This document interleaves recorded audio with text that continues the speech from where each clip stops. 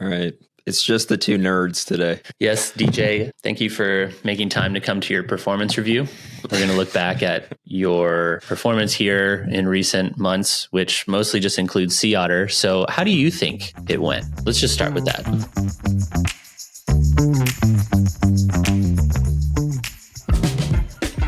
What up, y'all? Or party people? I don't know. Adam usually does this, but he was on the road. Drew was in the sauna, and the Wi-Fi at Lowe's wasn't good for Scott to join. So you're stuck with me and DJ, a couple of bike racing fans, talking about all the bike racing action that happened this week. We talked Brabantse Pijl, Amstel Gold, Levi's Grand Fondo, and of course, it wouldn't be a BONKBROS episode without discussing the Lifetime Grand Prix.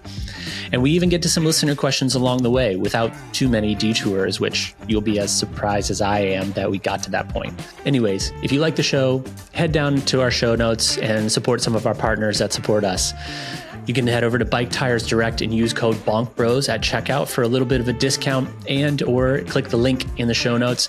And you can head over there for all your bicycle tire needs, any components like power meters that read high or low, depending on your preference, and a whole lot more.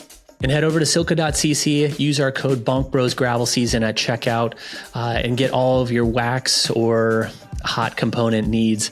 They've got a ton of stuff, from super awesome titanium bottle cages, which I've got on my mountain bike, to of course things like the Crockpot Knitter 4000 and the endurance chip, which with races like Unbound coming up is going to be a necessary thing to have in your arsenal. And finally, go check out the King of Ketones, KETONEAID, and use code BONKBROS at checkout. You can get some free shipping with that code, and of course, have some ketones for all of your recovery and fueling needs. And if you have a question for the show, don't hesitate to hit us up on Patreon. That's where we're reading our questions from, or just follow along at BONKBROS Podcast and drop a note in our DMs with any suggestions. May or may not get there. Who knows? Anyways, enjoy the show.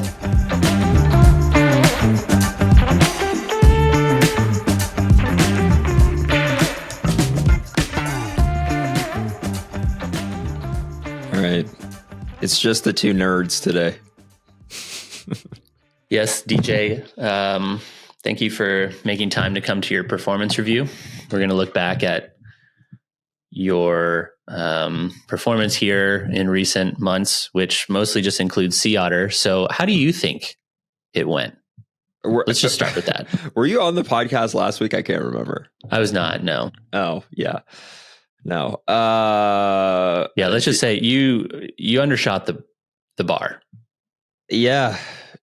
Yeah. I mean, I can't even remember what I said about the race last week. I don't think you guys said anything about the race. I think you were like, yep, we were there. Yeah, we sucked. We sucked big time.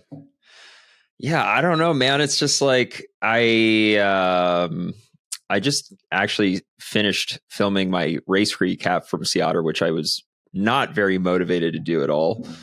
And I don't know what to say. Like, I was in the best shape of my life going into it, and I felt good during the race. I had amazing power numbers, and people are just freaking fast. Yeah. Yeah. Is it, since I feel like we have to ask, are you riding on a cork? Is that the power meter that you're using? I've always used a cork for my whole life, so because it's the most accurate. Scott's not on here to say shit. Yeah, I would not be caught dead riding a 4i. That's for sure. But hey, if you do need a power meter, you could always go to Bike Tires Direct and pick your power meter of choice, depending on how you want it to. I'm pretty sure they sell cork. I've not actually checked, but if they sell cork, I'm not even sponsored by cork in any way. And I'm talking, cork is, cork or die. Yeah, I agree. I mean, I remember back in the day that SRMs were all of the rage, but seems... a lot of people are like, oh, SRM is the gold standard. Or, that was the thing, like SRM, that's the gold standard of power meter. Maybe it still is. I don't know. But like cork is everything that SRM is. It's just not $3,000. You know what I mean? Yeah. Yeah. I don't want to turn into Adam and be a SRAM fanboy here, but all that to say, yes. Yeah. Yeah. Adam really is the biggest SRAM fanboy. I can't believe like what was he he was defending integrating the chainring into the power meter. I was like, why are you defending that? Look, I appreciate SRAM mostly because they were maybe not the first to one buy, but they, I think, have really leaned into that. They've leaned into wireless, but yeah, the whole power meter thing is just ridiculous. Do you run SRAM on all your bikes, or do you have Shimano? I have Shimano on my mountain bike. On your mountain bike, out of all bikes to have Shimano on. Yeah, I mean that's mostly because that's what it came with, and I haven't bothered to update it.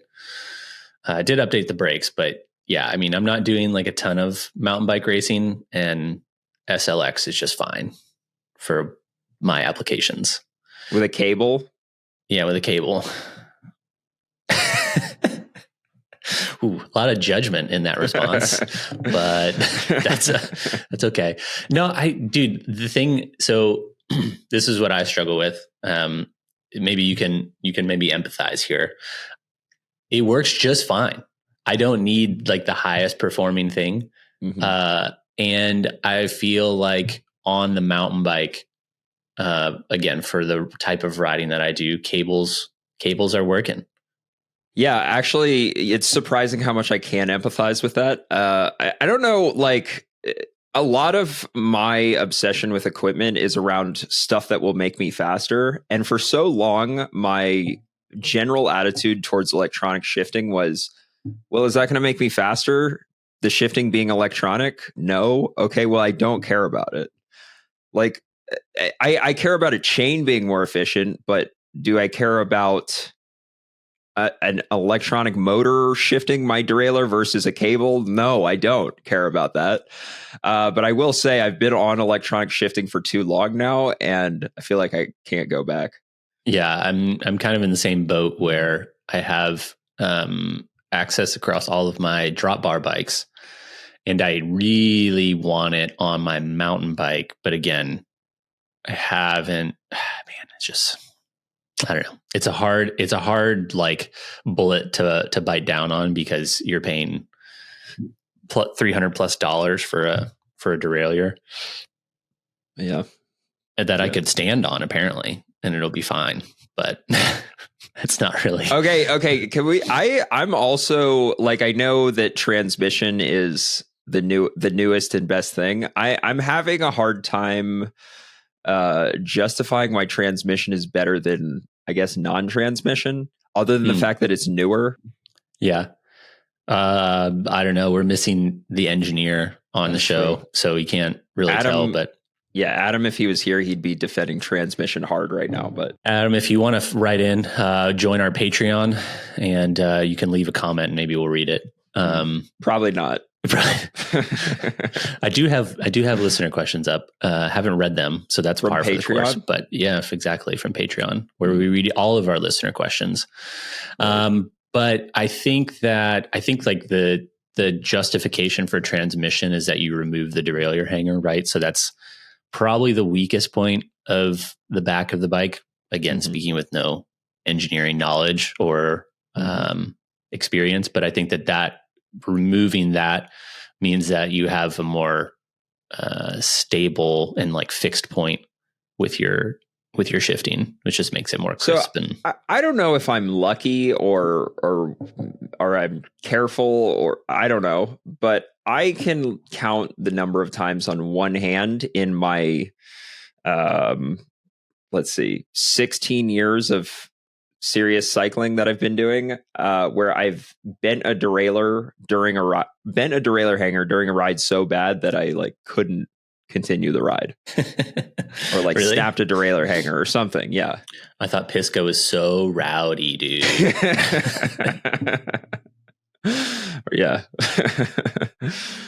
Yeah, I mean, I feel like it's probably for disciplines where you're not getting off your bike. It's probably not so bad. Like I know in cross, I've had would always travel with multiple derailleur hangers to races, and just it was in the pit bag. So, yeah, I mean, if you have transmission, which would make total sense, probably, I don't know what the teeth limit is for a transmission rear derailleur, but even running the red 13 speed rear derailleur, you'd be fine without, probably eliminate that issue of bending your derailleur hanger in a race, cross race or road race or something.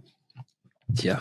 All right. So you said you were in the best shape of your life going into Sea Otter. What does that mean? Because I hear, and read everybody's 5-paragraph essay about how they did the best power of their life.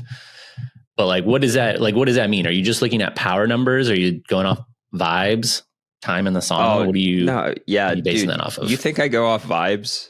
You think I care about vibes, dude? Maybe. No, of course I'm going off power numbers. I had some all-time best workouts ever before Sea Otter, where I was like, I think I told Drew and I told somebody else, I was like, I'm getting a top 10 this weekend. No doubt about it. I'm getting a top 10. I was so confident. And I don't know. I mean, to be fair, I think this has happened to me at Sea Otter the last 3 years, where I'm pretty confident going in my fitness level, and then I get a big old slap in the face once I get there. I don't know if the course doesn't suit me or what the deal is, but have you tried lowering your expectations? Maybe shooting for top 15. Yeah, maybe I should. So so how does the course play out for someone that's never been to that part of California or Sea Otter? What is the course like? Is it just like constant hills, like super punchy, or is it just long, steady drags? Yeah, there's a lot of climbing on the course. I forget the exact amount. But it's a lot of climbing. It's a lot of 5-minute climbs. So you kind of got to be good at that sort of effort. And the start was absolutely critical. It's like a 2-minute sprint on the racetrack, and then it funnels to a very narrow dirt track very quickly. And then there's a 5-minute descent where you're barely pedaling at all. And kind of whatever group you're in after that descent is probably the group that you'll stay in for the rest of the day. So I didn't make the selection for the front group, and I was stuck in the chase group. And instead of conserving my energy in the chase group, I, like the rest of the people in this chase group, like my teammate, Adam Roberge, I don't think he did any work. I think he just sat in that chase group all day, just like he's known to do, on brand. Yeah, no, it's very on brand for him. So instead of doing that, I was like, I need to catch that front group. And I just burnt so many matches doing that, which I think was tactically dumb. But to do anything else than that felt kind of like giving up. You know what I mean? So, yeah. So you were that guy that was in the group like, come on, guys, let's all work together. We can catch them. I think I did talk to I was like, they're right there. They're right there. I was trying to motivate people. Yeah. Well, I mean, I'm looking at the results here, and for not pulling, you still beat your teammate by almost 3 minutes. So yeah, well, he cramped on the last climb. So oh my gosh, dude. So that 3 minutes that I beat him by, that's all in the last climb. That's how bad he was cramping. Yeah.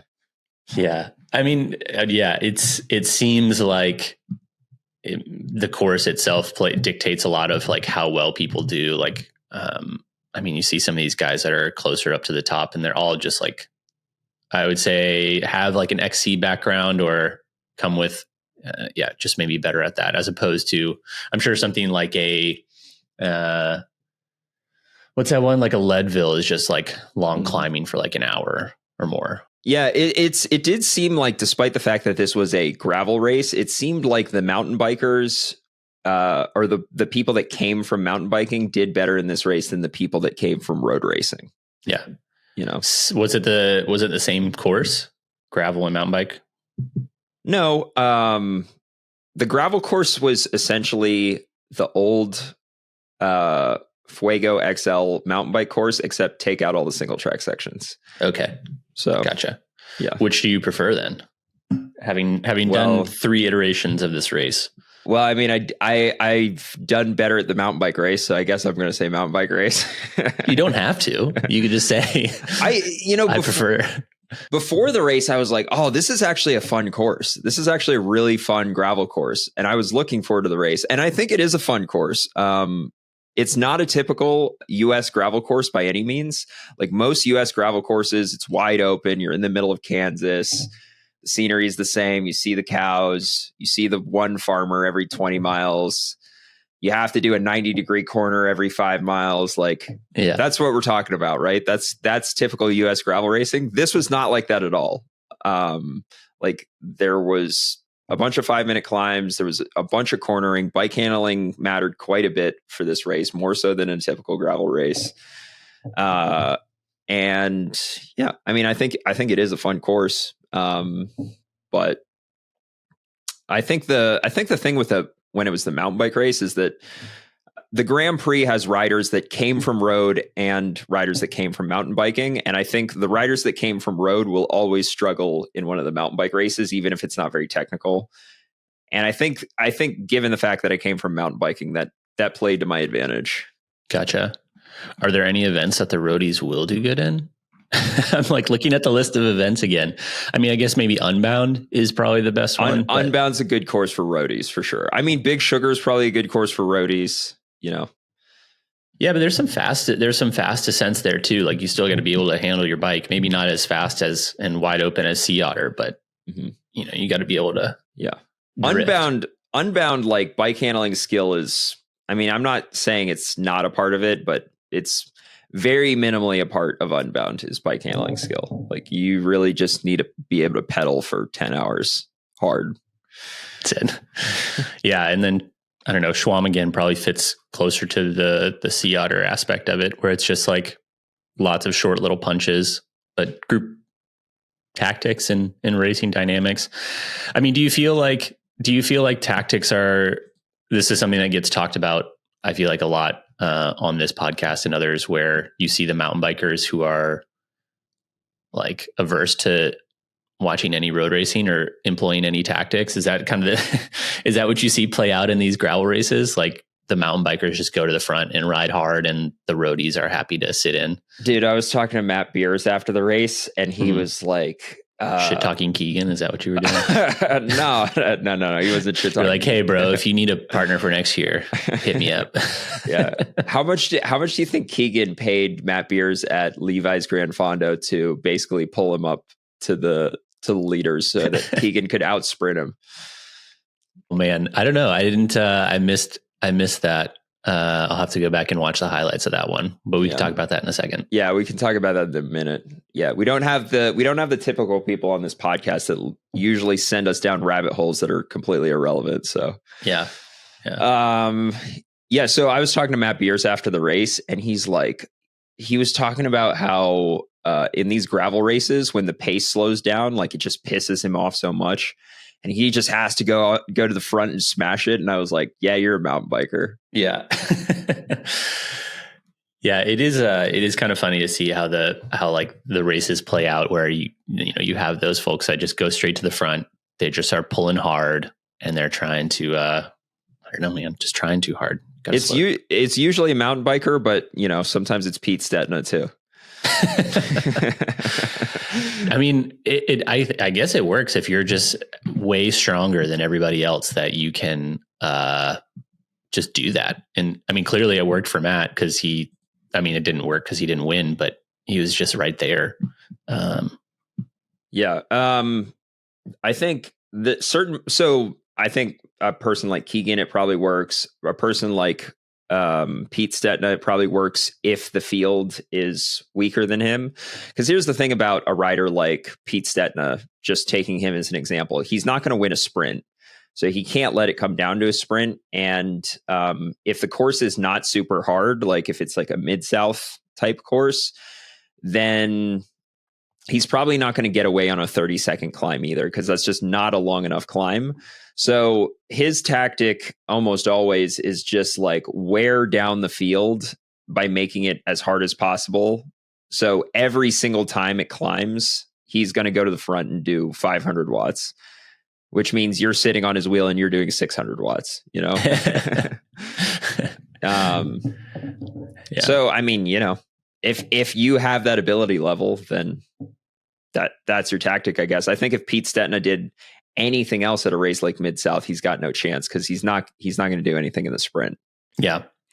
I would like to go back. Maybe I'll have to watch the YouTube recap of the women's race too, which dude, Haley Batten just showing up and winning by 6 minutes is impressive. I think super impressive. And I guess I was listening to the Grodio podcast, and they said that Sophia was sick afterwards or not feeling the best. So it seems like, I don't know, it seems like people maybe didn't have, if Keegan's thrown up after the race, that people weren't feeling 100% throughout the day. They just kind of suffered harder than everybody else, maybe. Yeah, I mean, Keegan could have easily just had like one too many gels on that last climb, and his stomach couldn't handle it. I don't know how good an advertisement for Never Second that is, but but he did win the race, and he never gets second. It's a very apt name. Yeah. So okay. So let me take a quick digression on the eating topic, because we had a comment on our Patreon come in, or a question come in from Antimatter Death Ray that asked about, is overfueling a thing? And goes on to kind of detail the race. And it says, is it possible that someone overfueled? Does this shit just happen during the race and that's how it goes? Have you ever run into that issue? Is this specifically talking about Keegan throwing up? Or? No, this is talking about this person's race, but. Oh, yeah. Did you just summarize it for us? Was this email actually a lot longer? I did. Yeah. Okay. There's an ellipsis in there, ... From Good. The first question to the last one. Good. Sometimes Adam will just read the entire question and it's complete, it's just like, all right. Verbatim. Yeah. You can overfuel. You can 100% overfuel. And if you do overfuel, probably the same thing that happened to Keegan will happen to you, except you'll be going way slower than Keegan's going. Well, that's a given. Yeah, your digestive system can only process a certain number of carbs per hour, and it's not more advantageous to go over that amount, because then you're just putting more stress on your digestive system during the race, which, during a race, you want your body focusing on putting power into the pedals, not, dealing with all these carbohydrates in your stomach that it can't use. Yeah. So is that like, how do you, I guess, judge whether or not you've overfueled? Because I think the trend now is carbs per hour, right? And how many can you get in, and always trying to push that number more and more and more. Dude, what is this? The Matchbox podcast? You're bringing out science, Dylan, here. When are we going to start talking about like what microwave to buy? Oh, dude, that's coming. That's next. Yeah, I mean, you have to train your gut to handle a certain number of carbs per hour, and I feel like it's gotten to the point where pros are constantly bragging about how many carbs they can do per hour. It's like the new what is this your is FTP? Why your FTP doesn't matter. Tell people how many carbs you took in. Yeah, forget FTP. How many carbs do you eat? Yeah. And like some of the numbers are getting pretty ridiculously high, to the point that I question whether or not that's actually true, or whether or not that's actually useful. So like people are overinflating their carbs per hour is what you're saying? I don't know. But like when I hear somebody talking about over 150 grams per hour, I'm like, I don't know. I almost feel like that's going too far, you know? Yeah. Like, I feel like that's almost past the point of being useful, Yeah. But I guess like, so if you go out and do a ride and you take in, I guess like my question is like, how do you know when you've gone too far? And I'm asking this more for myself than anything, because I'll go out and I'll like, when I was training for Mid-South, I would take in like 80 grams per hour. And I kind of knew that that was kind of the limit, because it was really far from any bathroom. And I was like, ooh, I can't do more than that currently. Because running was a bit more taxing on the system. But like you don't get that feeling during a bike ride, I guess. So I'm just curious, like, how do you find that upper limit? Do you have to tap into your feelings there? I mean, yeah, the feelings that I don't have. Yeah, exactly. Yeah, right. I think that, well, your stomach is just going to feel like shit. Yeah. Like your stomach will, revolt against you. Your stomach will not feel good, and it's going to negatively affect your performance. Gotcha. that's the telltale sign that you have consumed too many carbohydrates. Gotcha. Yeah. And, you know, like you could push it to the point that you throw up. Yeah. I don't recommend that, but don't recommend that. Yeah. Was it super hot at Sea Otter? There were points in the race where it felt really hot. The actual temperature I think might have been mid 70s, but you know how first race of the year, mid 70s feels like you're dying on the face of the sun, you know, because you've been riding in 30 degrees all winter. Yeah. So that checks out. So, I mean, what do you go?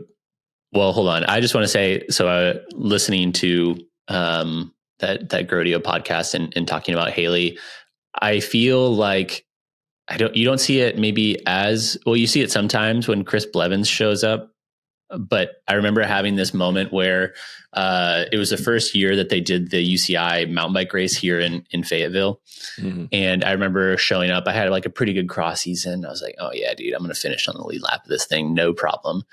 And then when Olympic level athletes show up, it's a real slap in the face to then see like what the level is. And I'm not saying maybe it's the same in gravel, but again, I think when you see these people who go to the Olympics and they rock up against a normal field of people amongst whom you've been competitive against, and then they just slap you by lapping the field like 3 times.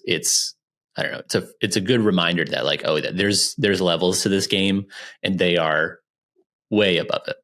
Yeah. I've seen people in comments ask this question. What if Tade or MVDP or Wout showed up to a Lifetime Grand Prix race? What would that look like?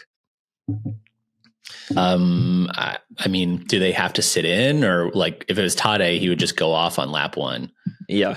So if Tade showed up at Sea Otter, I think he would break away on lap 1 as soon as he could, and he would probably put 10 minutes on Keegan. I don't know if MVDP and Wout are that kind of rider. I mean, maybe they could do that. I mean, Wout would have finished with Drew. Like, let's be honest. So, oh, brutal, man, brutal.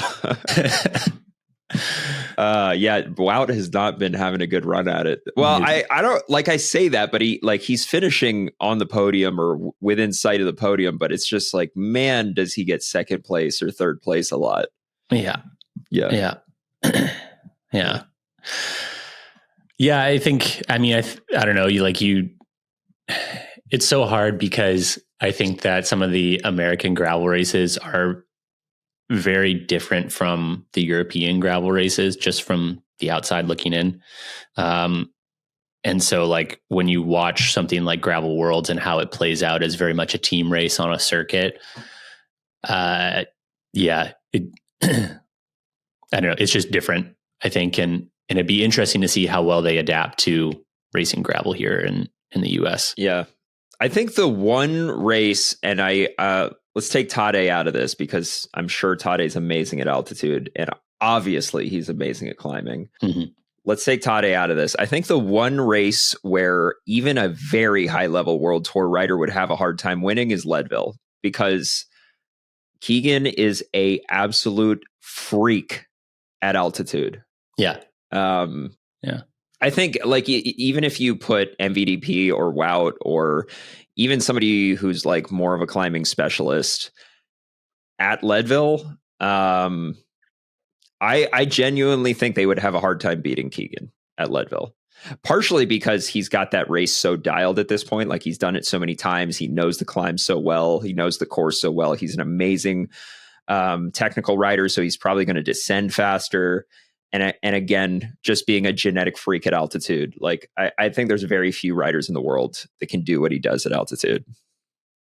Yeah. I mean, I think to your point, he would probably just slap everybody. I don't know. It's always interesting. You're trying to make these like, I feel like you see this in ball sports a lot, right? Like generational comparisons. And sometimes it's really hard because the technology has advanced so much, but, I mean, if there is a road race that's at altitude, it'd be cool to see Keegan just go up against some of the best. Yeah.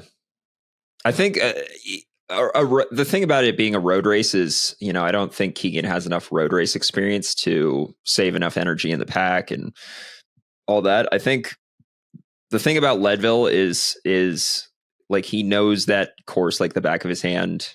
Mm-hmm. It'd be, I think, a rider like Todd or Jonas would probably be the exception, but almost anyone else, like I would not put it past Keegan to beat any of them. Yeah. Yeah. Yeah. So on the Lifetime Grand Prix, like, I was thinking about this in preparation for this episode. Surprising that someone prepares for any of this. But were you nervous that it was just two of us and we'd have nothing to talk about or something? Yeah, exactly. We would just stare at each other and be like, all right, well, 10-minute podcast. Let's go. What do you go do now? Like you guys, you have still another month. Like, do we just give up because we suck so bad? No, not that. But like, how do you? I mean, there's so much time span. It feels like the Lifetime Grand Prix is very backloaded, where you kind of have like Schwamigan, then the sugar races coming in September and October. So there's not a ton of time between, Schwamigan to the last two races of the season. But like, there's a block of time, almost 2 months between Sea Otter and then Unbound.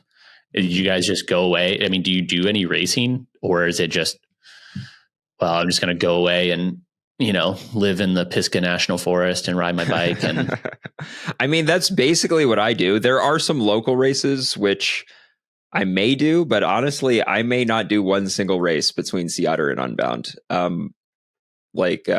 may just do a shitload of training, which I feel like I need right now. And I shouldn't feel like I need that because I know I'm in amazing shape, but anytime you have a result like that, where the rest of the competition is just like a step ahead of you, like a bigger step ahead of you than you anticipated, you're like, well, shit, dude, I need to get on the bike.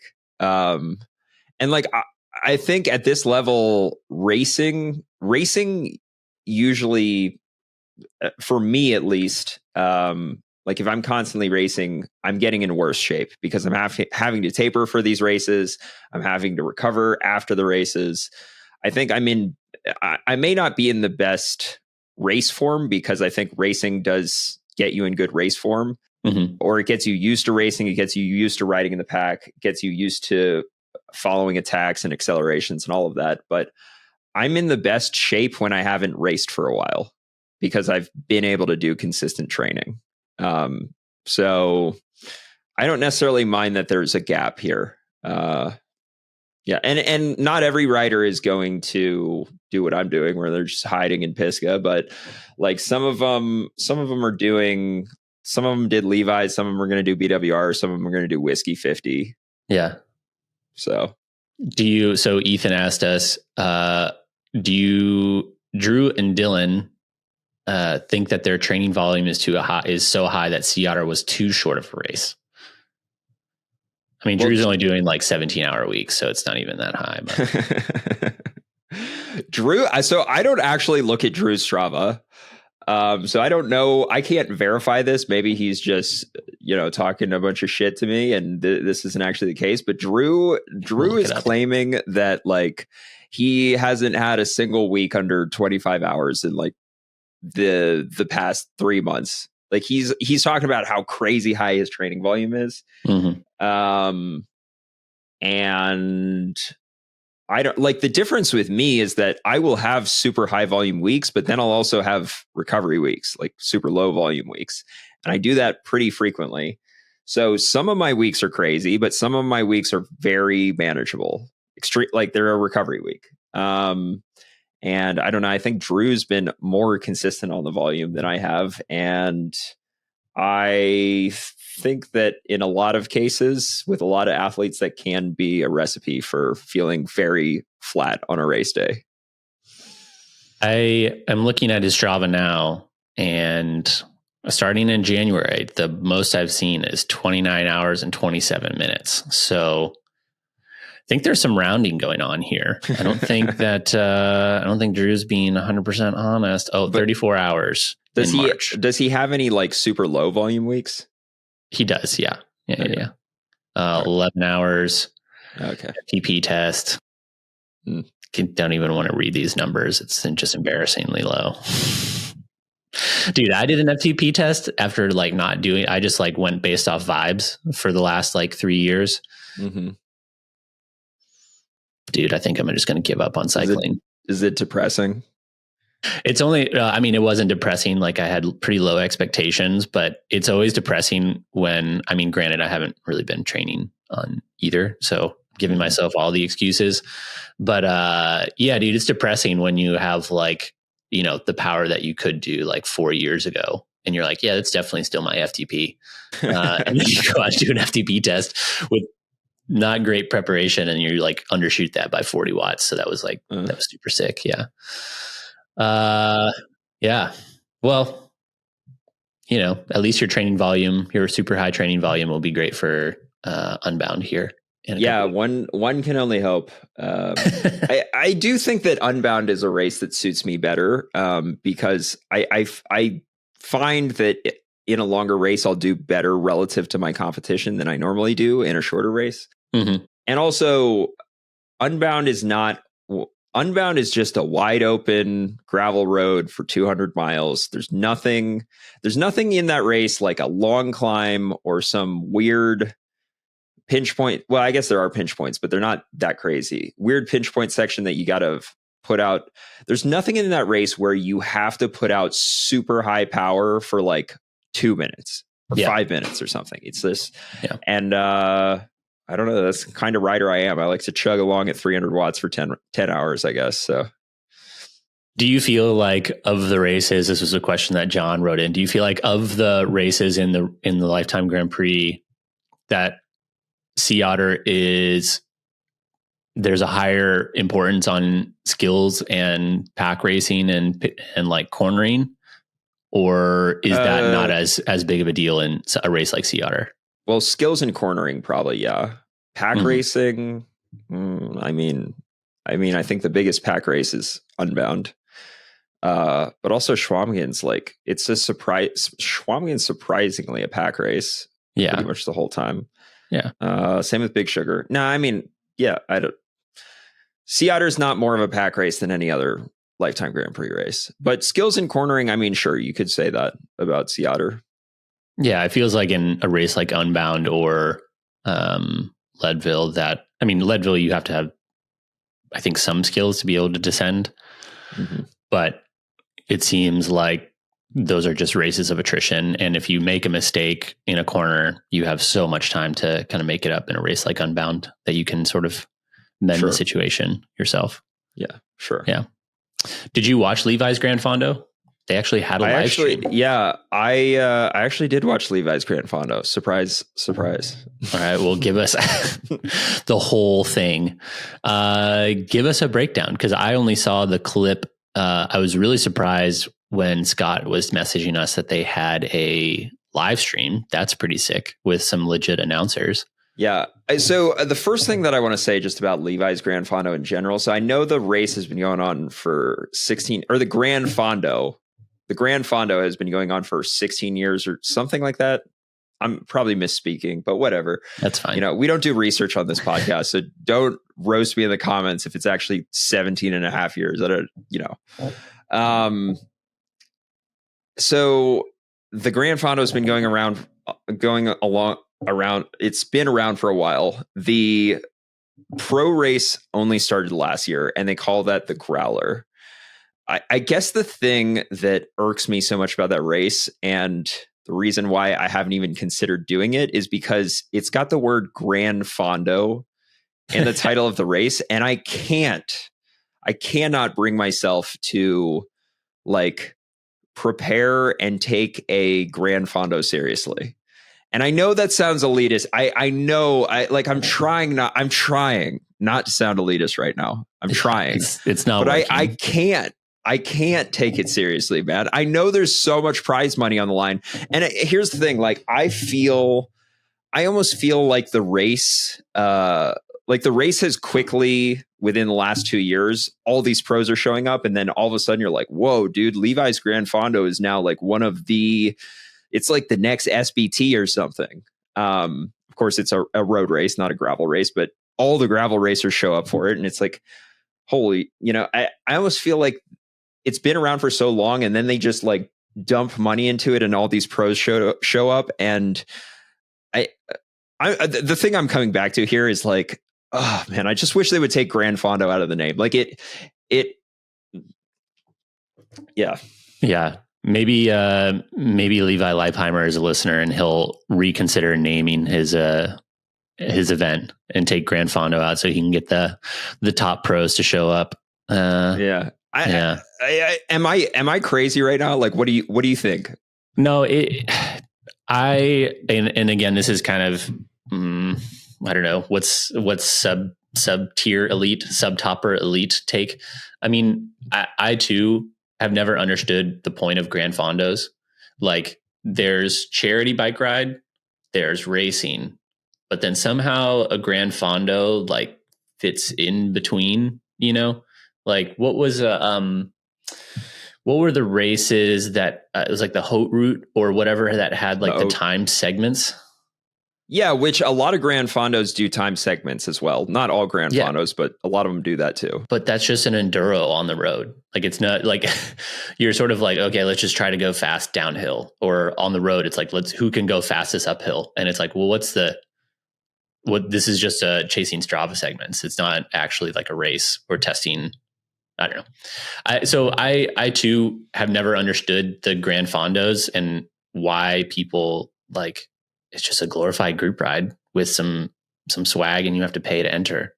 And then that's it. Look, I don't necessarily have anything against Gran Fondos existing.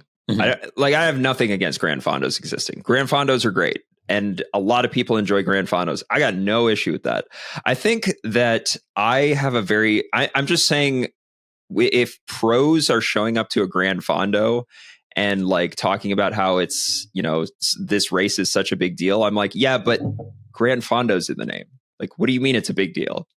Like, the name of the race has Gran Fondo in it. What do you mean it's a big deal? It's not. Yeah.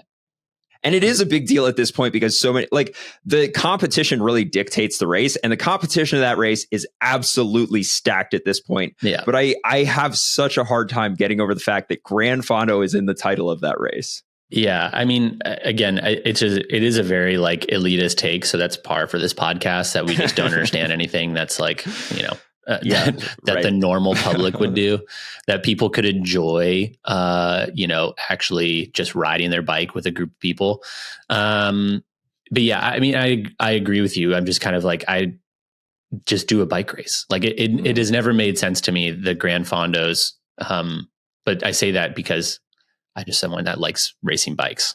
And to your point, like, people show up because there's a huge prize purse. I was trying to pull it up, like what the actual like prize was, but yeah, $25,000 for the win. And then I think payout goes 5 deep. Jeez.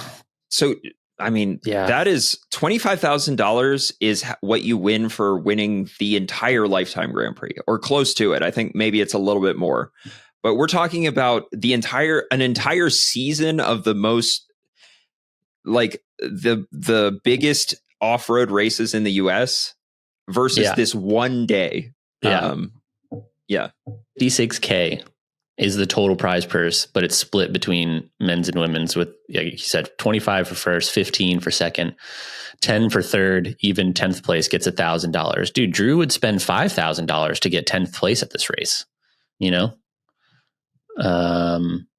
So how did the race play out? I mean, I'm looking at the results here in the women's. I see that Lauren Stevens. Yeah. Lauren Stevens got away on the last. I'm pretty sure Lauren Stevens got away on the last climb. There was, a sizable group of women, maybe, I don't know, 8 or something going up the last climb. Lauren Stevens got away and just kind of soloed to the finish. And then there was a group, chasing behind with Sophia, Gwendolyn Gibson. There were two others. They had to Lauren sprint. DiCrescenzo, Axel Dubois-Prevost, and then Aaliyah Shafi, who I just saw. I was looking up her on Pro Cycling Stats that she just won Redlands GC. So, yeah. So I think, I don't have all my facts straight here, but I think that people were a little upset at Lauren Stevens last year for having her husband Matt Stevens pace her during this race, and then this year, this is like the same controversy that happened with LDC at SBT 4 years ago. So there was controversy about having Matt Stevens, her husband, pace her during this race, I believe. And then now she comes back this year. There are no men in the women's field anymore. They separate the fields, and she does the same thing. She still wins. So, and Lauren DiCrescenzo did the exact same thing at SBT. I think it was maybe SBT Worlds, Gravel Worlds. I'm kind of mixing it up here. Maybe Gravel Worlds was, anyway, there was some race where she had male teammates pacing her for the race. Big controversy. Next weekend, she goes out, does it with no male teammates, still wins the race. And I'm not participating in the women's field, obviously. And I think all the women are on board with separating the men's and women's fields. I haven't talked to a single woman. Actually, I take that ever in your life. Whoa, dude! Don't take this out of context. Okay, got it. I just wanted to clarify for the listeners. Yeah, I've actually only talked to one woman that would like to be able to draft off men, but that's only because she's going to get dropped, and I won't name her on this podcast. That's probably for the best. Yeah. So, but most of the women are like super happy that they are separating the men's and women's race now. And I think it makes a lot of sense too, because like now the tactics are part of the women's race. It's not just about whatever the fastest men's group you can latch on to will be, but like, yeah, I don't know. It's just an interesting observation that, the rider that gets called out for pacing off a male teammate or pacing off their husband is actually probably the strongest one in the race, if they were even able to do that. Yeah. I mean, I guess like this is the controversy right within gravel racing, is that there's no standardization of what's allowable from race to race. Every race kind of exists on their island. Maybe the Lifetime Grand Prix is a little bit better, but one race you can run aero bars, the next one you can't. One race has separate starts, the other one's a mass start. And if it's not in the rules, I mean, are you breaking the rule if it's not stated? Like, hey, men can pace for the women. I mean, like it's kind of this gray area. I think that gravel is very much this, the spirit still exists when we get mad at all of this stuff, because we think it's got to be this personal endeavor that you go out there and kind of do your own thing. But I mean, hey, Sophia could tell Keegan to sit up and wait for her and pull her off the front. Keegan would ever do that, but yeah. What's your take of Lifetime Grand Prix? So last year they separated the men's and women's start. So for example, at Unbound, it was pro men, 5 minutes, pro women, and then I think 15 minutes amateur field. But if a pro man got dropped from the pro race and got caught by the women, or if an amateur man caught the women's race, the women would be free to work with those men if they happened to run across them on the day, which did create controversy because, women would still latch on to men that they either caught or caught them, and then work their way back up to a rider that had dropped them. So Lifetime Grand Prix has now said no more of that. If the racer is not in your category, you cannot draft off them. That is a rule.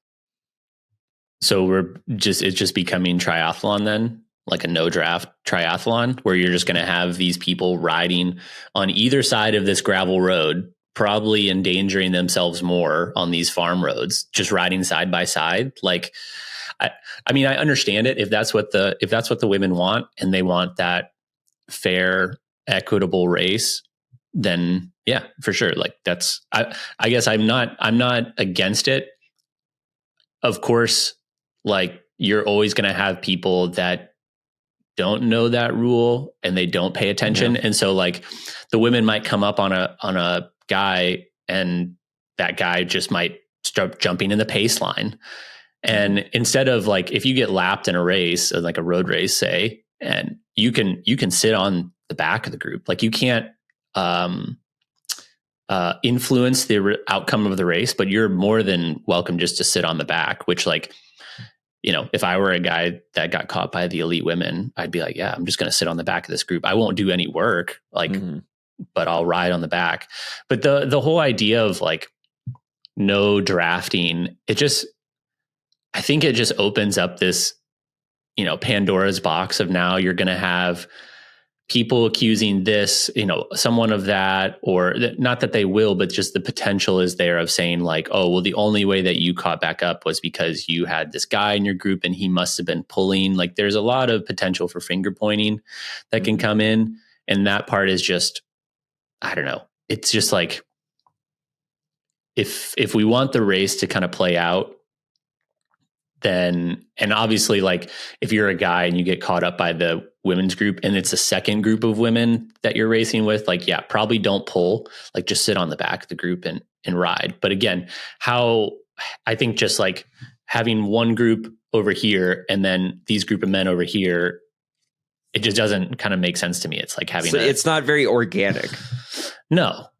And you know, like if you're dropped from the amateur men's field and the elite women come up on you, like how much effort are you going to be put in? Like these women probably pull harder than I ever could. So like, I'm not going to be much help other than providing, you know, a very small draft and then a little bit of reprieve.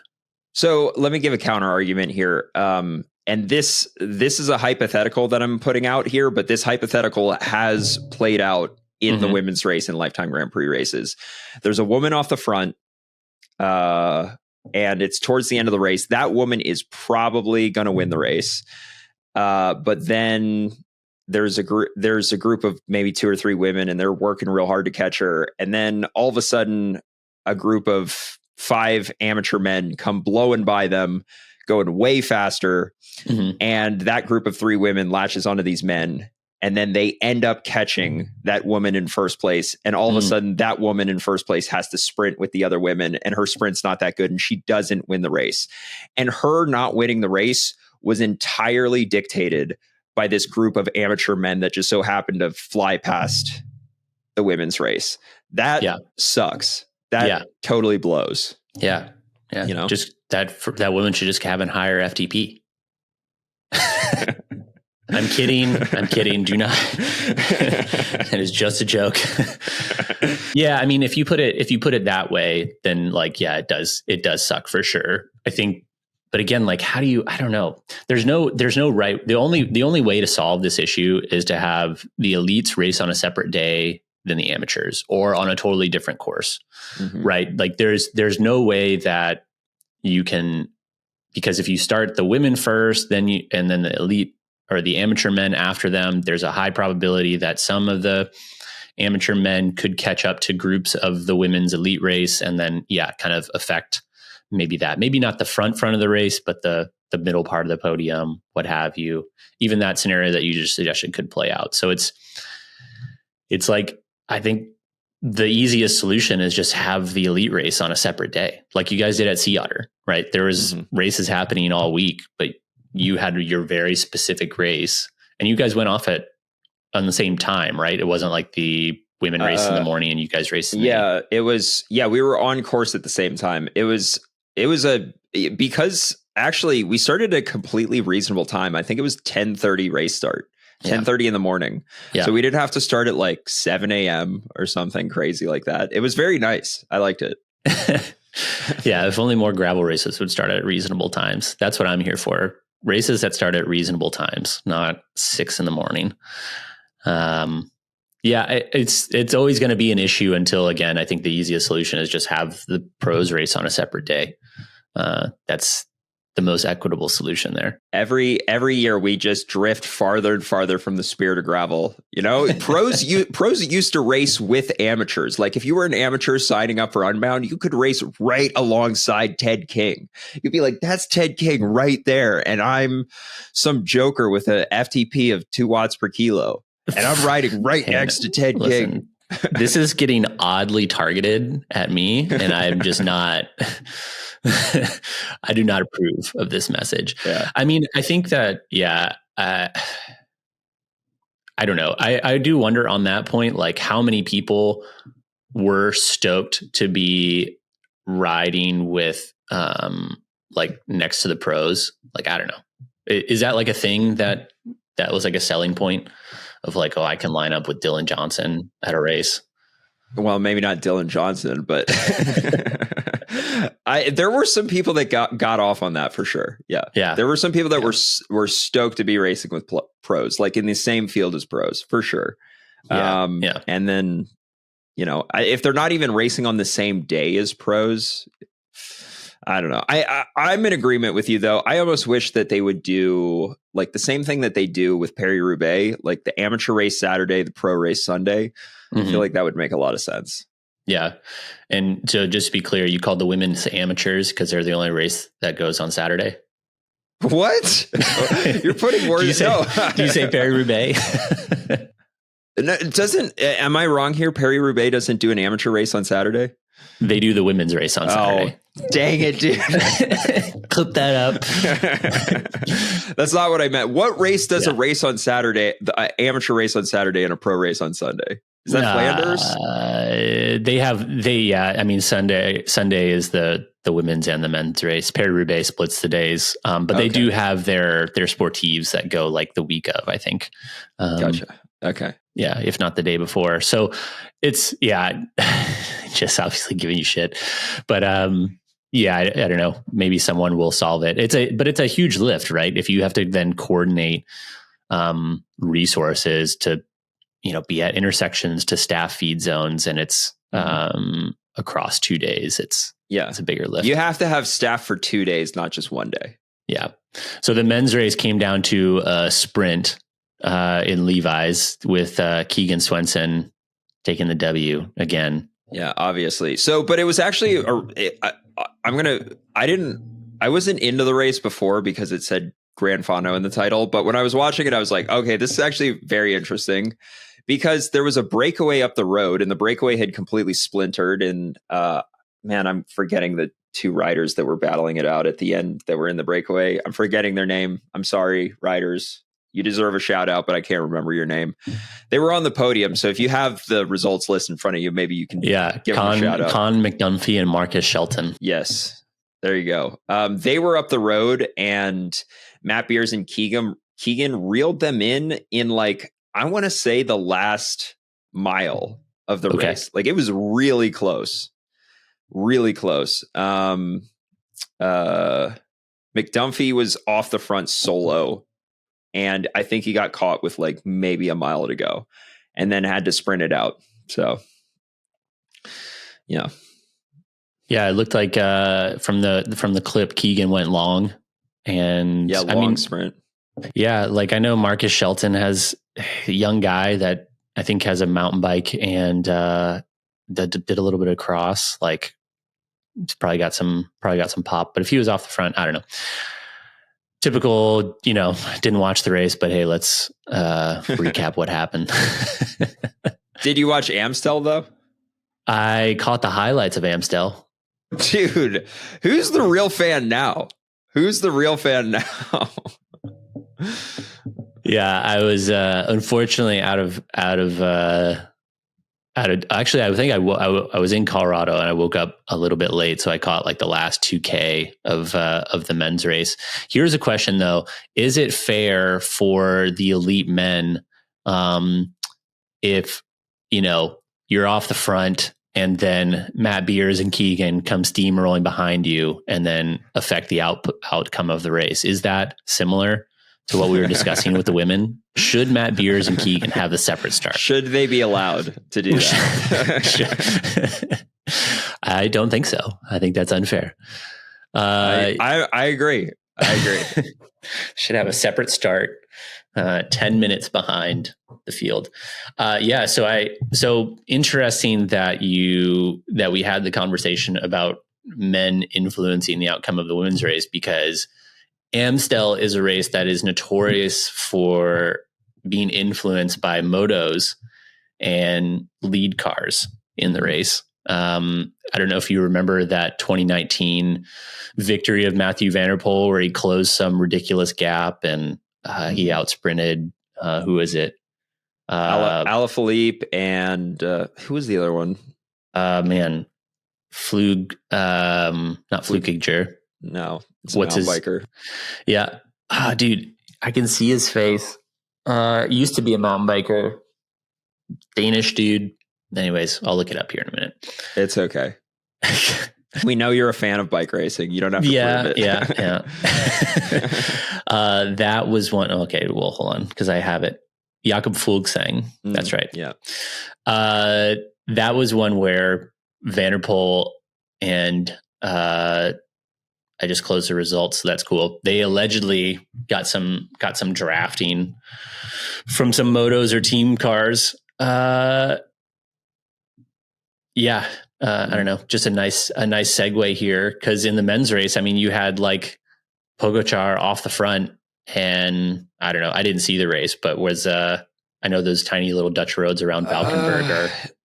Yeah, it's the issue that the roads are so small that the motorcycles or the cars have a hard time actually getting a sizable distance in front of the riders. Yeah, like I've ridden in that part of the Netherlands, and dude, the roads are tiny. They're like 5-6 feet across in some areas, where like if you're I don't know how people pass in oncoming traffic, because they look like bike paths in that respect. So I think that is the issue, is that the motos can't get far enough ahead from, or the cars can't basically get a sizable gap. So there's some benefit at times for the riders chasing.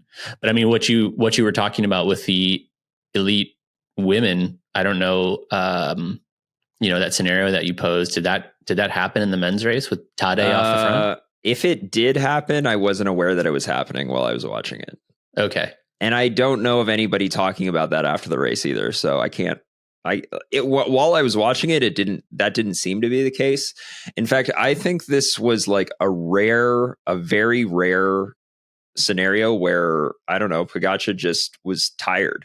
Like he went off the front, but he usually, if Pogačar gets away like that, that's it. He's going to win the race. And I also felt like under any other circumstance, he probably should have won that sprint too. And all three of them looked tired in that sprint. Like both Remco and Pogačar sat down at one point in the mid sprint.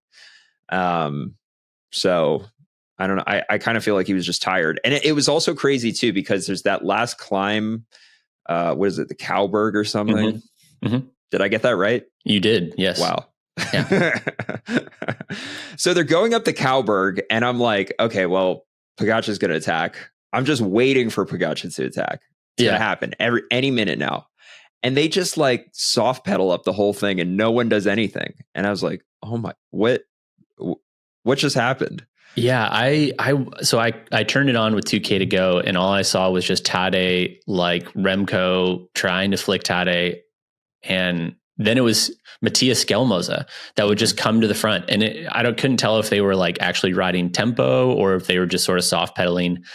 I mean, it makes sense that Tadej wasn't pulling after being off the front for part of the race, but yeah, I too was watching the Cowberg, and I was like, oh, someone's going to just whack it here. And no one did anything. They just were all content to come down to a sprint. And Skelmoza has a pretty nasty sprint on him. So yeah, again, I don't know if Skelmoza has a nasty, he may be amazing. Yeah, you're not a real fan. Yeah. So I don't know if Skelmoza has a nasty sprint, or if all three of them were just like completely done for at that point. Like all three of them had tired legs. Yeah. I do like watching that race. It generally produces a pretty like exciting race. It's very dynamic because of all of the punchy climbs, especially when they start doing the circuits.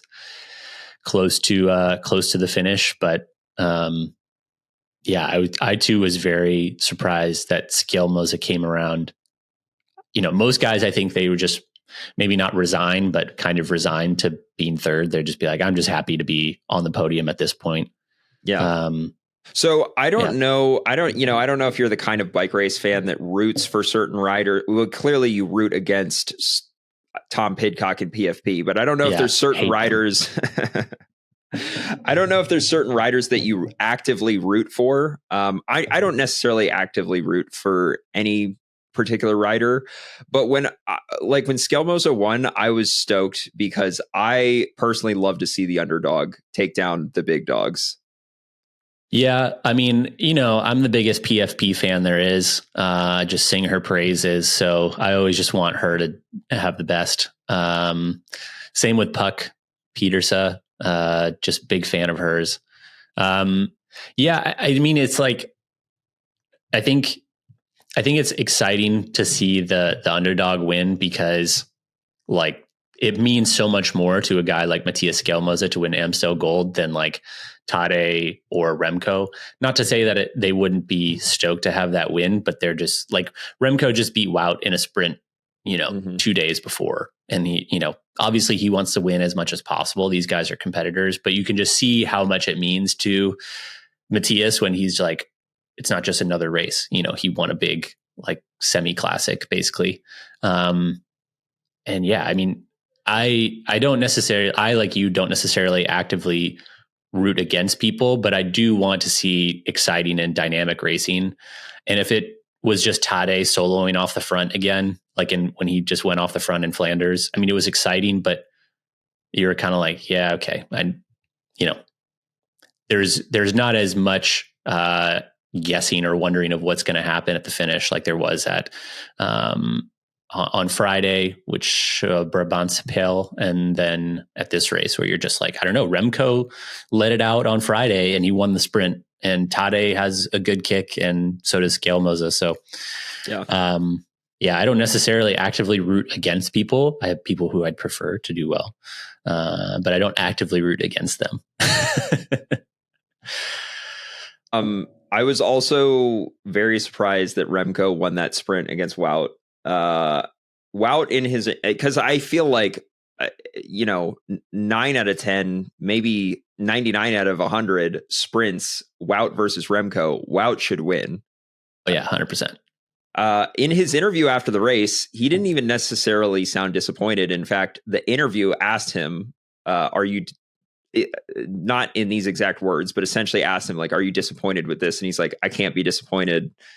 Like, I did as well as I could or something, which sounds like something I would say after I get 38th at Sea Otter, Be paced. Is that what you said? And we'll have to watch the YouTube video to see if you said the same thing. Yeah. But he was like, basically he was, they were like, what happened with that sprint essentially? Like, what's the deal? Like, you can win, you can be in the green jersey at the Tour de France and you just lost a sprint to Remco, who's, what happened? And he was like, yeah, man, I was just tired. Like, my legs were tired from the race. I don't know what to tell you. Yeah. Yeah. I mean, the Ardennes is not a race that you would expect Wout to do well in. Like, it's just too hilly, and Remco goes uphill probably a little bit better than Wout just by pure size difference. But I mean, dude, that's the thing that sucks for Wout is he's just like,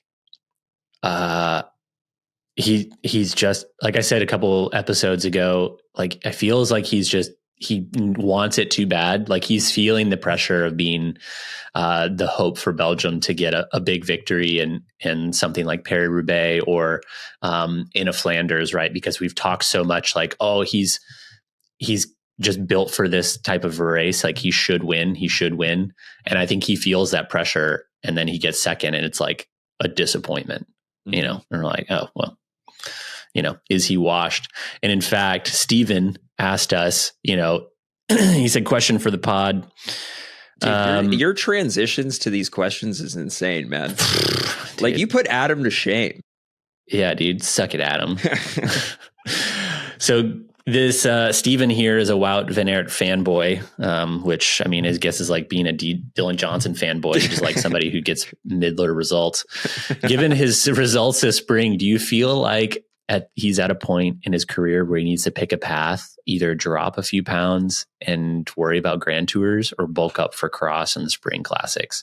Because he seems to be this jack of all trades, master of none type approach where he's just good on every kind of terrain. Do you feel like he's kind of divided his attention too much? Well, I've said that my whole life about people who do cross, like people who do cross, or but I don't know. And then every time I make that argument, they're like, "Well, MVDP freaking crushes it, so you're stupid, Dylan." Yeah, I mean, I don't know. I think if you do pick a lane and you focus on it, you could potentially do better. And if he wants to not just get second in everything that he does, I would probably agree. Yeah. Yeah. I feel bad for Wout, because it's like he still gets billed as this guy is one of the best riders in the world. I think he is still, but when you're like this rivalry, you're talking about this rivalry between Van der Poel and him. It's like, it's not even a rivalry anymore. Like Van der Poel is so far and above Wout in terms of wins, and that it's just like, there's not even a competition, like I don't think Van der Poel even thinks about Wout anymore. Well, I wouldn't go that far, but he's like, who is this? Maybe they can be friends now because they're just on different tiers, maybe like they'll start hanging out. So I could be completely wrong about this, because I don't know. I'm not in the World Tour. I don't know the personal dynamics of these riders, but it seems to me like Tadej and MVDP are legitimate friends with each other. And I don't know, like MVDP and Wout, they just kind of tolerate each other. Like I don't think they're actively dislike each other, but they're just like, yeah, that's that guy that's been around my whole life that I always have to be better than. It is kind of funny, right? Like the fact that maybe Wout's, maybe he's like the scorned or feeling like the ex, right? Where like he's looking at Matthew and being like, we used to have this thing, and you're just totally different with Tadej than you were when we were together. When we were rivals, you wouldn't talk to me. We'd only give a little fist bump. But here he is with Tadej, and he's giving Tadej a hug after Roubaix. Yeah. Just seems not fair. Yeah. They're like sending tweets to each other about how they're going to break the record on these climbs at MSR and all that. Yeah. Yeah. It's just not fair. Should we talk about how the women at Amstel Gold are bigger beer drinkers than the men? You mean how Puck Pieterse is just a legend? Well, all three of them. Yeah, I didn't see that. I didn't see the podiums. I mean, I saw some, like, there were clips about it, but I didn't watch them. Well, okay, so the reel that I sent to the group chat was like the men on the Amstel podium. The only one drinking beer is Tadej, and he's just kind of sipping it. And then the women, all three of them chug the full glass of beer on the podium, and everybody's like, "Yeah, women do it better." Heck yeah, dude! I'm gonna pull it up now so we can have a real time reaction. But I mean, dude, I remember last year Puck chugged the beer on the podium. I'm trying to stall so I can get to this finish line video that I thought I saw. Let's see, real time. Yeah, who's it? I know Pigcock doesn't drink. Look at these guys. I bet it's like 0% beer too, which is huge in the Netherlands and the Low Countries. They just like pose nicely with it. Tadej actually takes a sip. Mm-hmm. Yeah. I mean, I'd rather, if there's two groups, if I'm choosing who to hang out with, it's definitely the Dutch women. Because they like to have fun. I know you would hang out with the men and you would talk about why they should have ridden bigger tires and why they should be on SRAM, right? Instead of Shimano. Yeah. Yeah, I don't know. I mean, do you have any predictions for what's next? Liège? Is this no? What's tomorrow? Flèche Wallonne as another one. I don't know. I'm going to be honest. I don't know anything about that course. That's the one that finishes up the Mur de Huy, and yeah, that's the one that Valverde won like 17 times since like before color TV was invented. He's been winning that race. Okay. Well, you give me your predictions and then I'll just give you a counter prediction. Well, it's definitely not going to be Tom Pidcock because he sucks. But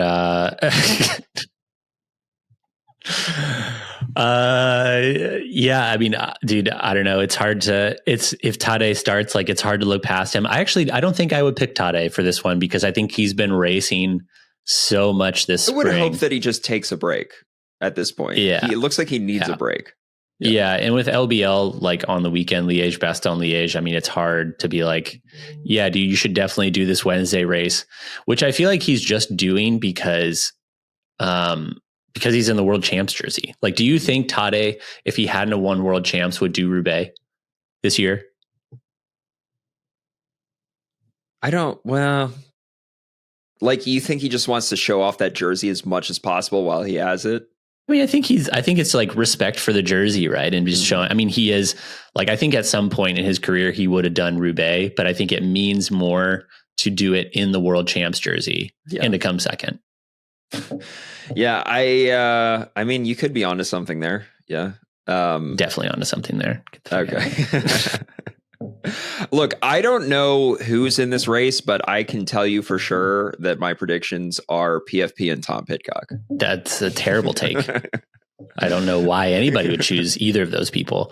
I think that, dude, I'm going to go Thibaut Nice. I mean, I think when he just dunked on everybody in Miguel Indurain, just with like, it's a short, punchy climb to finish. He came like top 10 in Amstel. Think he's going to do it. Okay. All right. And then for the women, the women's race is exciting because the tactics are generally questionable in the women's race. You're like, wait, why is this team not pulling what? I don't know. There's a lot more, I would say, dynamics in the race that make it all the more interesting. But not going to pick Cassia. Definitely not going to pick PFP. Which sucks too. I don't know. I'll go with Longo Borghini. I think she's going to solo from far out. All right. And dunk on everybody. Oh, man, this has really sounded like a cycling podcast for the first time in a long time.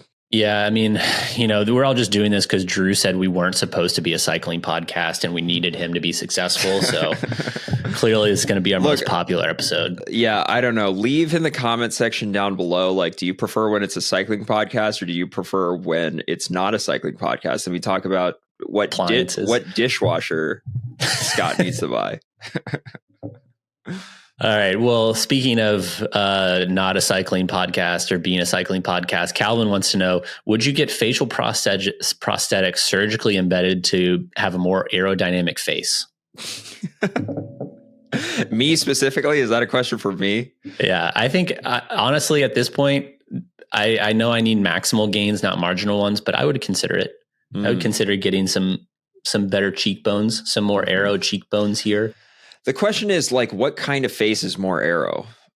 Like, is like the Chad chin? The meme about the Chad and his chin. Like, is that more or less aero? Like a shovel or like super like dynamic? Like just like really defined cheekbones. I don't know if you venture into that part of the internet or not, but it doesn't come up in my algorithm that often. But okay. Yeah. Like, is that more aero or less aero to have the widest cheekbones possible? I mean, I feel like it would, right? Like, I think if you have some like aero cheekbones, the air might stay attached more. Whereas here, like, I've got these narrow, chubby cheeks here, and I don't think it's good for me. Okay, you know what I've actually thought about though? What if the arrow like how people are wearing these arrow bras under their jersey? Like Rule 28 makes one, and Castelli makes one, and these companies are coming out with these basically arrow striped base layers that you wear under a smooth jersey, so it makes your jersey more arrow. What if you just branded arrow stripes into your arm? Yeah, that'd be a good idea. Huh? Yeah. Yeah. How? Some body modification. You could probably find a piercing or body modification artist that would do that for you. Yeah. How dedicated to your sport are you when you brand arrow stripes into your arm, And then coming to Unbound, Dylan Johnson with some like ribs going up and down its biceps. Yeah. Yeah. Then you could wear a sleeveless jersey. I know. Yeah. Which I don't know if that's good or bad, but yeah. You wouldn't get hot. Yeah. Less likely to get hot at Unbound. Yeah. People ask me if tattoos are more arrow. I don't think they are because they don't raise your skin at all. But if you were branded, yeah, I think that's the next marginal gain. So speaking of marginal gains, Matt has a follow-up question about what's a good entry-level bow for somebody interested in bow hunting. What would you recommend? No. Well, Scott's not here and Adam's not here. I would recommend whatever the one you buy, like whatever the cheapest one is at Walmart, go like 1 or 2 above that. 1 or 2 above that. Yeah. I would say maybe, a marginal gain for bow hunting might be dipping your string in some silica wax too. Don't you think that would make it, or maybe your arrows in the wax, so therefore it would be more efficient flying through the air. Yeah. Look, I'm no bow expert, but I think that whatever bow you can find on AliExpress probably is completely safe to use. God is going to listen to this. Is going to be the one episode that Scott listens to, and he's just going to pull the rest of his hair out. He's going to be pissed. The rest of his hair. He's going to be pissed, dude. Yeah. Yeah. Not stoked. Let's see. So Matt also asked a serious question a couple weeks ago. Maybe you guys talked about this. We don't allow serious questions on this podcast. Did you guys talk about switching to the 2.4 Dub Natal, the Dub, last week? Dude, we had a whole conversation about how dumb the names were, but I don't think we actually talked about the tire itself at all. Okay. Would you switch to it? For gravel? For whatever. It's a 2.4. I don't know. Can your bike fit a 2.4? My gravel bike cannot fit a 2.4. Yeah, I have a 2.4 Dub Natal right now that I have not unpackaged. So I still need to try it. Same. Okay, cool. I'll try it out. I'll report back on this question. Yeah. Sounds good. We'll expect to hear about this in 2026. So we got a chat from Rowley Farmhouse, and they were asking, they did a ride with somebody, and this other person had an oval chain ring and claimed that he got a 10% increase in his power. Is he high? I have a video about oval chain rings. Yeah, I took the oval chain ring off the Envy Mog because it's fake news, and I don't think that it's so. Oval chain rings, it depends on what power meter you have. Oval chain rings have been known to skew power meter data to read higher. So if you have a 4i, then ride with a oval chain ring? Yeah, probably. I think more modern power meters have fixed that issue. But I think around the time that oval chain rings started getting popular, which I think, Chris Froome used the O-symmetric chain ring back in 2014 or 2015 or something. Mm-hmm. And a lot of riders I think more riders were using them back then than are now. I don't ever see road riders using oval chain rings anymore. I occasionally see mountain bikers using oval chain rings on a one by. I think around that time with where power meters were at, they were skewing power data higher. So take that into account, I guess, but the research on oval chain rings, man, it's been so long since I did that video. I mean, it's not very convincing. Just like and subscribe, go back in my history and you can read all about it. Yeah, I mean, I think I would definitely be the one or two rides that I did with oval chain rings. I didn't notice a difference, which was really interesting. I was pleasantly surprised that there wasn't much of a difference. Like you thought you would feel the difference riding the oval chain ring, and you didn't. Yeah, I thought like you might feel the dead spot, and so that for me was I was just surprised that I could not feel like any dead spot in my pedal stroke whatsoever. But yeah, oval chain rings, like, I don't know, if you want to do it, fine. If you don't want to do it, obviously that's fine. It's like the chances that it's actually making any meaningful impact to your power output, I would say, are very slim.